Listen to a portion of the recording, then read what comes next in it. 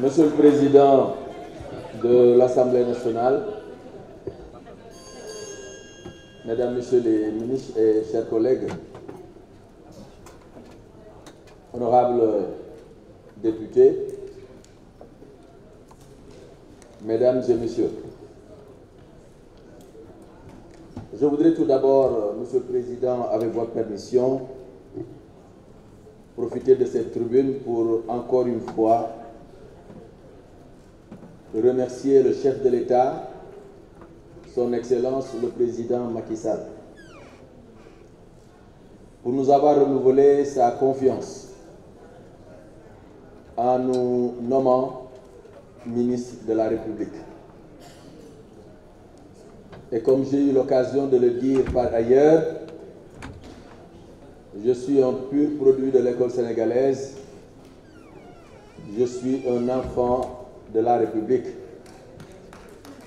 Et je resterai, tant que j'en aurai l'occasion, un enfant de la République. Monsieur le Président, Mesdames, Messieurs les députés,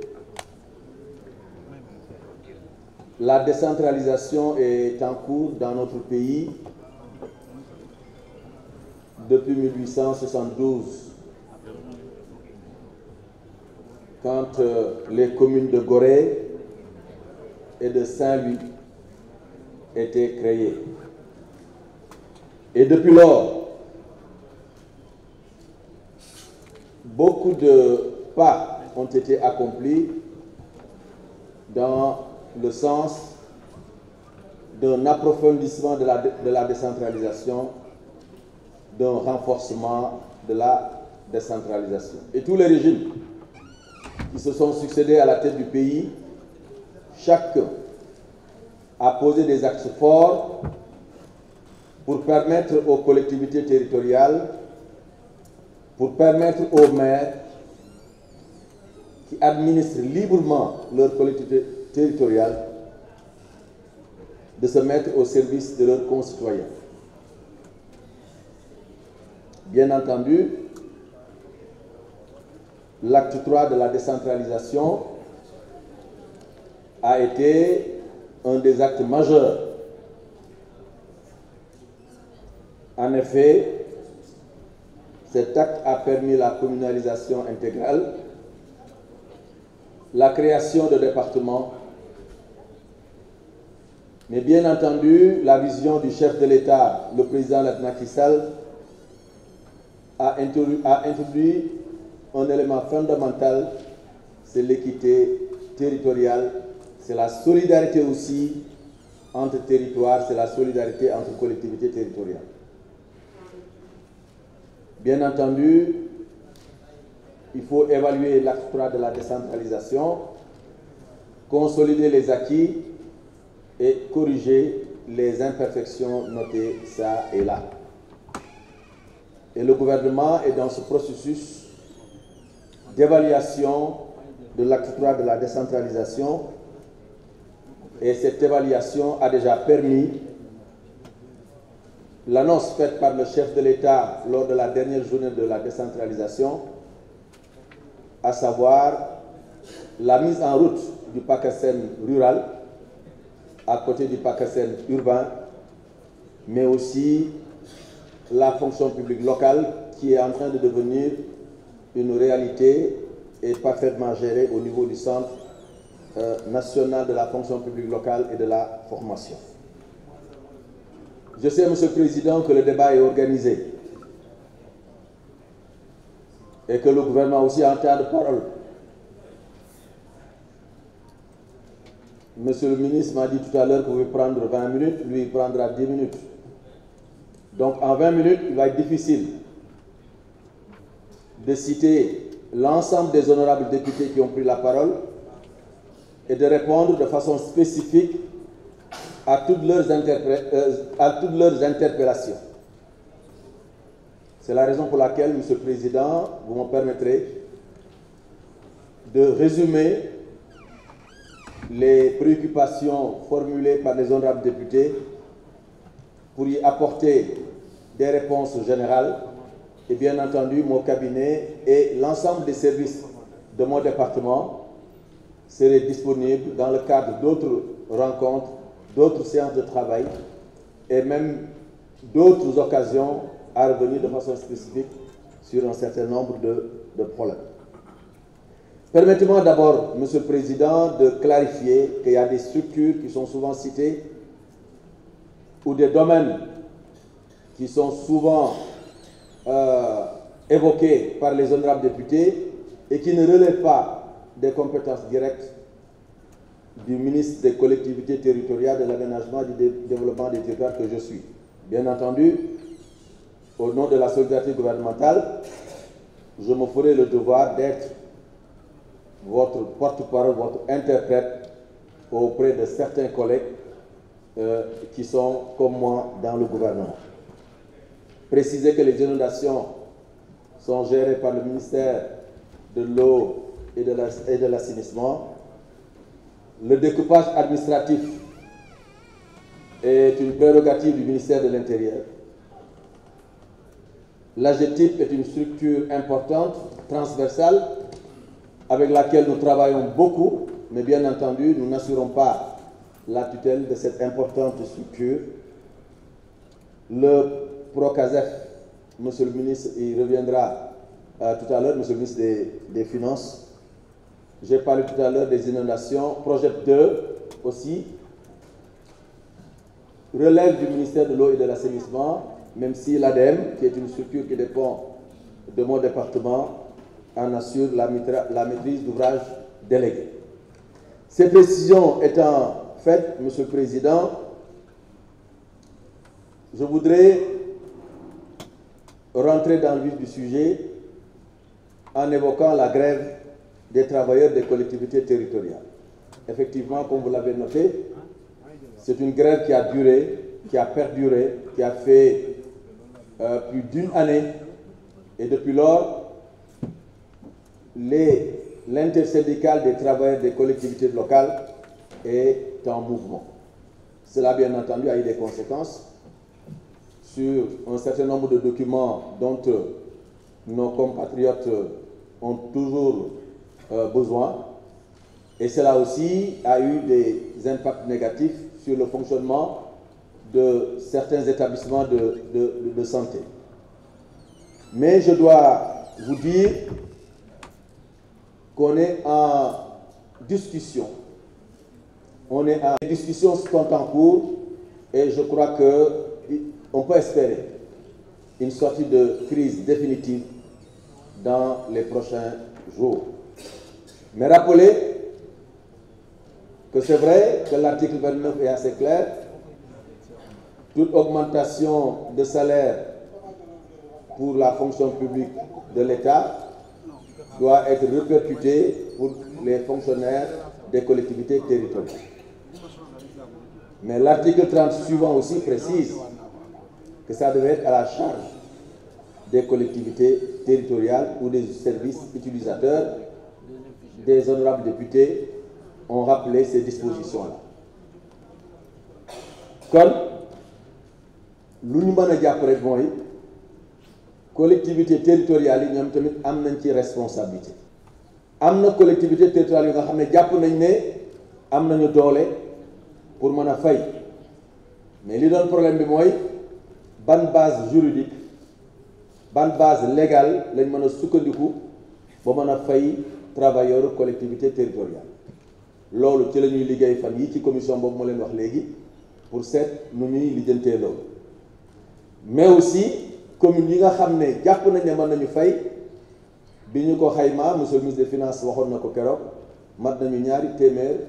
ak ñaar fukk ak juróom-ñett. Ñi nga xam ne nag amuñu doole pour jël en charge augmentation salaire yooyu bien entendu état dina xool dans le cadre des mécanismes qui existent nu mu leen mën a accompagner. Mais rappelons tout simplement que lu mat 15 000 personnes tournent autour des collectivités territoriales. Et toutes ces personnes, lu ñu bari dafa nekk am na ci ñu nga xam ne valable nañu am na ci ñu nga xam ne valable am na ci ñu nga xam ne ñu ngi ci diggante bi xamaguñ ba xam valable nañu wala xamaguñ ba xam valable nañu ñi valable bi ñu leen xaymaa mat nañu 4021 personnes saytu nañ leen seet nañ leen gis nañu ne ñii valable na ñi nga xam ne ñoo ngi ci diggante bi mat nañu 8000 personnes barki démb signé naa benn document parce que loolu dafa feeñ ci négociation ak discussion yi ñuy def au niveau du gouvernement en relation avec l'intersyndicale signé naa benn lettre jëmale ko ci gouverneur yi pour que ñooñu nga xam ne dañu nekk ci diggante bi ñu clarifier ñu ba xam dañ leen yóbbu ci panier vert bi mooy ñi 4000 yi ma lim léegi wala dañuy daanu ci panier rouge bi ndax ci 15000 yooyu gis nañ ne am na 3000 yu nga xam ne moom fa la budde mënuñoo bokk ci mbir yi étude boobu ñoo ngi ci donc pour rek dalal xelu ñëpp ne gouvernement bi mu ngi liggéey pour ñu dépasser situation boobu. Bien entendu dépasser situation bi bis bu nekkoon ni tamit war nañu jël ay fàgguteef pour que loolu dootul xewaat parce que bu fekkee dañuy may maire bi wala président de département bi ne nu la neexee tamit recruter nu la neex jëlal te bu problème amee ñu ne état bi la wala collectivité territoriale bi loolu tamit dafay nekk problème moo tax ñu ngi xalaat au niveau du ministère à travers le centre de la fonction publique locale et de la formation nan la ñuy def tamit ba jël ay mesures pour accompagner collectivités territoriales yi ci recrutement yi tamit nan lay tëddee parce que loolu tamit lu ci am solo la ñun ñëpp ñu ci bari ci ñun boog dañuy politique te xam nañu nan la recrutement yi di demee au niveau des collectivités territoriales mais une rationalisation des recrutements me semble être extrêmement importante pour éviter de telles situations mbokku député yi ñu bari ci ñoom wax nañ ci mbirum adjoint au maire xam naa adjoint au maire yi nag moom def nañ lobbying bu fort a fort waaye comme ay politiciens lañu ñu ci bari bokk loolu duñu bett ci ñoom mais comme lu ñuy wax rek gouvernement bi toog fii dañu am sensibilité ci situation adjoint au maire yi ci situation maire yi mais aussi ci situation collectivité locale yi de façon générale parce que xam nañ ne développement am réew bala muy sax tànk yu dëgër day fekk ñu ko ëmb yépp développé te collectivité locale yi mënul développé te ñi nga xam ne ñoo ko jiitee nekkuñu ci condition yi ñu war a nekk ñu bari dañu wax ne adjoint au maire 50 000 lay jot naam am na adjoint de maire yu jot 50 000 waaye nag ñu xam itam ne mu ngi aju rek ci budget maire yi ndax am na adjoint maire yu nga xam ne nag li ñuy jot ëpp na 50 000 waaye budget commune bi yi ci bari budget yu ndaw la loolu moo tax ñuy jot le minimum mais li am solo wax nañ ko fi léegi muy adjoint au maire yi muy maire yi nekk maire fanweeri at ñaar fukki at à la retraité te jotoo dara loolu nekk na lu nga xam ne luñ mën a dégg sa nopp la moo tax gouvernement bi depuis lors muy liggéey ci li ñuy wax le statut de l'élu local statut élu local boobu nag ñu ngi koy saytu ñu ngi ciy waxtaan ñu ngi ciy waxtaan ak maire yi ñu ngi ciy waxtaan ak techniciens yi ñu ngi ciy waxtaan ak ñëpp pour ñu am benn proposition bu nga xam ne dañ koy jox njiitu réew mi pour tëral loi bu nga xam ne dafay créer statut local boole ci ak ay décret d'application yu nga xam ne danañu mën a may ci domaine yu bare ñu mën koo saytu bokk na ci indemnité adjoint yi bokk na ci protection sociale bokk na ci retraite bokk na ci yeneen avantage yu nga xam ne statut boobu dina ko prévoir pour que maire bi wala adjoint au maire bi bu yàlla dogalee mu occuper na fonction yi ñu xooli tamit nuñ koy gën a mën a jàppale. bokk na ci aussi indemnité yi ñu wax bu jëm ci conseillers municipaux yi nga xam ne dañ leen di woo te souvent duñ leen jox dara bu session bi jeexee. mais nag may fàttali rek ne fonction conseil municipal fonction bénévole nit ñi nag daloon na ma ba ma nekkee beneen secteur ci bàjjanu gox yi ñu créé bàjjanu gox gaa yi kontaan dem mu jàng ne ah wala nañ leen di mosal dara bon réew xaj na mooy doxee noonu mais ñu fàttali ko rek du ci wàññi dara aussi pour que nit ki bu jëlee responsabilité ne dafay nekk conseil municipal aussi mu xam li nga xam ne moom la loi bi tëral bis bu loi bi soppeekoo nag aussi ñu appliquer li nga xam ne moom la loi bi wax mais jàpp naa ne ni ministres yi ak députés yi bu ñu à la retraité am dara jàpp naa ne tamit statut boobu ñuy waxtaane war na mën a ëmb lu mel noonu. La coopération décentralisée wax nañ ko fi coopération décentralisée lu am solo la parce que luy dimbale collectivité territoriale moo xam département yi la moo xam maire yi. C'est vrai coopération décentralisée bi Sénégal defee réforme ne léegi région amatul département rek moo am na ay coopération décentralisée yu taxaw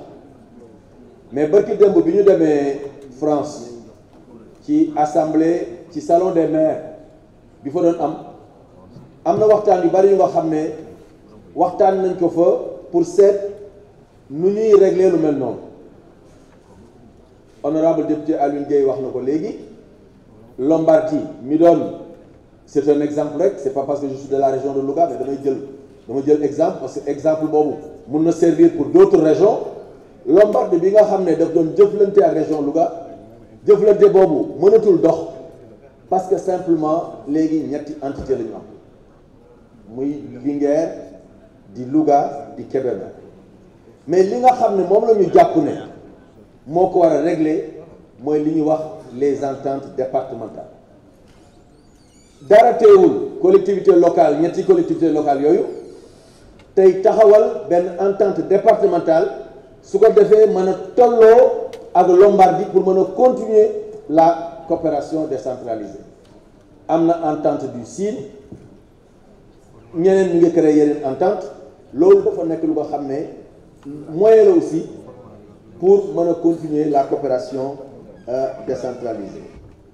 Monsieur le Président, Mesdames, Messieurs les députés, il a été beaucoup question de la SEL.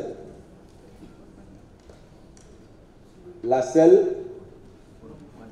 est attendue par les maires, attendue par tout le monde, par même les agents municipaux. Parce que certains maires, je crois, veulent faire comprendre aux agents municipaux que s'il y a des retards de salaire, c'est parce que la SEL n'est pas encore arrivée. Mais il y avait un petit blocage technique qui était relatif au guichet stabilisation. Parce que le guichet devait arriver à expiration. Et quand on avait envoyé les documents au ministère des Finances, effectivement, ils ont attiré notre attention sur cet état de fait, en disant que le guichet stabilisation est expiré, donc il faudra prendre d'autres modalités, d'autres dispositions pour pouvoir leur permettre de mobiliser la SEL. Donc la loi, le Code général des collectivités territoriales, permet au ministre des collectivités territoriales de prendre un arrêté de prorogation de ce guichet stabilisation. Ce qui a été fait depuis la dernière semaine, nous avons adressé le courrier au ministère des Finances. Il vient de me montrer la réponse qu'il nous a adressée. Donc c'est pour rassurer les maires que cette question, elle aussi, est en voie de trouver une solution. Les ristournes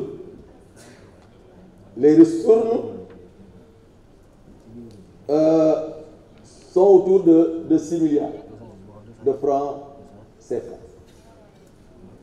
C'est juste que concerne les taxes sur les véhicules et engins à moteur et la taxe sur la plus-value immobilière xam nañ ne aussi lu am solo la ci maire yi mais jàpp naa ne problème boobu moom gouverneur yi jot nañu bataaxal yi 5 milliards 5 la woon at mi ñu génn jawt nañu bataaxal yi jot nañu liste collectivité territoriale yi collectivité bu nekk ak moyens yi nga xam ne wala boog ressources yi nga xam ne war nañ la ko retourner gëm naa ne loolu yi tamit am na déjà peut-être ñu ci jot ñu ci jotagul yi tamit je crois que mu ngi ci yoon. S'agissant de la question relative aux incohérences territoriales xam nga Sénégal ni fi décentralisation saxe aussi bu njëkk ba mooy association villageoise la woon village tel boole nañu pour nekk commune ku gàtt xel da ngay jàpp ne soo génnee territoire village yooyu rek donc amatul limite wala boog limite bi kenn xamu ko ci noonu ci la communauté rurale ñëwee ensuite communalisation intégrale ñëw donc li nekkoon communauté rurale moo ëlbatiku nekk commune ci dëkk ci gox yu bare bare mais commune yooyu limite yi ñu doon am rek mooy commune bi daal mu ngi yem ca Dakar gële wala mu ngi yem ca tali charrette bi comme ni ñu koy waxee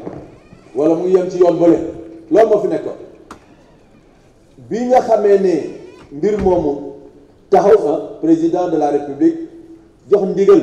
ANAT agence nationale de l'aménagement du territoire ne ko loolu avec la modernité ak fi réew mi toll fi développement toll kenn mënatul am ay limites yu nga xam ne daanaka mën naa bouger tous les jours léegi ñu ne nañu am ay limites ak des coordonnées géographiques x y ANAT liggéey ci liggéey bu nga xam ne liggéey bu yàgg la liggéey bu yaatu la ba tey jii am nañu document bu nga xam ne commune bu nekk scientifiquement xam nañ foo tàmbalee xam nañ foo yem waaye xam nga document bu mel noonu nga xam ne dafa làmb Sénégal bi yépp am na ñu nga xam ne d'accord nañ ci maire yu nga xam ne d'accord nañ ci limites yi nga xam ne moo lañ leen jox mais bari na ay maire yu nga xam ne tamit comme dañuy xëccoo suuf ñoom ak yeneen dëkk wala ñuy xëccoo ay marché comme c'est le cas entre Wakhinane et Djiddah Thiaroye Kaw wala ñuy xëccoo yeneen infrastructure pour nag nga concilier toutes les positions forcément dina jël temps parce que du lu yomb parce que atte nag soo koy def war nga sumb waxtaan war nga jël sa temps ba nga xam ne soo dogalee dogal bi dinañ ko nangu wala boog ku ko nangul tamit ñëpp daa nga xam ne xaj na moom moo nekkul si dëgg parce que incohérence territoriale yi du rek commune bii dafa duggante commune bële te xamuñu fu mu yem waaye am na commune yu nga xam dañ leen a wër ndombo dañ koy gis am na chef lieu de commune yu nga xam ni tamit dañu am li ñuy polariser dafa xaw a ndaw donc yooyu yëpp dañ koy saytu ñu ngi am nañu ay projet de décret ñu ngi ciy liggéey mais projet de décret moom projet de décret la tant que nekkagul décret mënuñu ko appliquer waxtaan wi su mu nañ ko bu yàgg incha allah daañu jëm a seet nu ñu ko accélérer pour que nu mu gën a gaawee ñu mën a régler problème mu incohérence territoriale yi bien entendu ANAT maa ngi jël temps jàmm kon nag xaaral ma avancé alors PACASEN urbain am na 22 milliards 700 millions de francs CFA PACASEN PNDL ñu bari wax nañ tudd ko xam ngeen ne PNDL mooy gérer PACASEN rural am na juróom-benni milliards pour ñu doon wax nañu yokk maanaam am na juróom-benni milliards am na milliards ak 100 millions fonctionnement tey tamit am na ay fonds d'équipement des collectivités territoriales lu doon ci milliards ak genn wàll te am na itamit wax dëgg yàlla contrepartie bu nga xam ne PDZP muy programme bu ñu am contrepartie mën na 700 millions. Alors monsieur le président, mesdames, messieurs les députés, li ma ci bëggoon a yokk rek ngir jeexal mooy ANEC muy agence nationale de l'état civil. fonds yi du ma ci ñëwaat parce que wax nañ ko waxti ko xam ngeen fonds de dotation de la décentralisation nga xam moo war a gérer les compétences fan la tolloon en 2012 ak fan la toll en 2023 16 milliards tey on est à 30 milliards. Fonds d'équipement des collectivités territoriales 12 milliards 500 tey on est à 39 milliards. wante nag réforme yi ñuy def pour que ni ñu ko indexé ci TVA bi mu jóge 3,5% dem 10% dama bokk ci ñi nga xam ne dañu wax ne tey bu ñu xoolee li PUMA di def xool li PUDC di def xool li PNDL di def xool suñuy structure li ñuy def yaakaar naa bu ñu ko xaymaa war na romb tey 10%. ANEC mu nekk kuréel bu nga xam ne moom tamit bu am solo la li ñu bëgg mooy affaire état civil ñu moderniser ko ñu informatiser ko ba tey yow boo soxlaa sa këyit man mi dëkk Darou Moussi su ma soxlaa sama këyit fii ci Ndakaaru war naa ko mën a jot te du ma dem ba Darou Moussi. loolu nekk na lu nga xam ne révolution la nar a nekk te yaakaar naa li ñu waroon jël en terme de mesure muy ay ordinateur muy ay imprimante tey jii am nañu ko signé nañu convention ak waa Sénat pour xool nu ñu renforcer connectivité entre les centres d'état civil yi nekk ci biir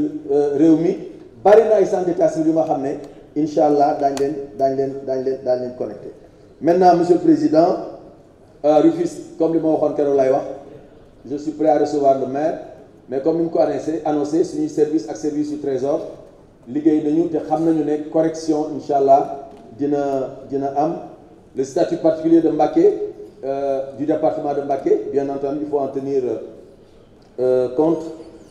Pour terminer, la route l'axe Darou Moussi Ndindi, monsieur le député Cheikh Seck, c'est une préoccupation que nous partageons depuis 98 et ñu ngi ci ay mbir yu nga xam ne bu sottee jàpp nañu au moins bu ñu amagul goudron daañu mën a am rang-rang ci ak weer yi nga xam ne moom la jëm. maa ngi leen di gërëm di leen sant monsieur le président, mesdames, messieurs les honorables députés, maa ngi leen di gërëm di leen sant ci kàddu yu rafet yi ci wax ju rafet yi ci remerciement yi ci félicitations yi ci ñaanal yi incha allah daañu góorgóorlu ba mériter la confiance placée en nous par le chef de l'État son excellence Macky Sall jërëjëf. Merci. Vous avez annoncé 10 minutes mais étant un ancien parlementaire vous comprenez. Monsieur le ministre des Finances, vous avez la parole. Voilà. Monsieur le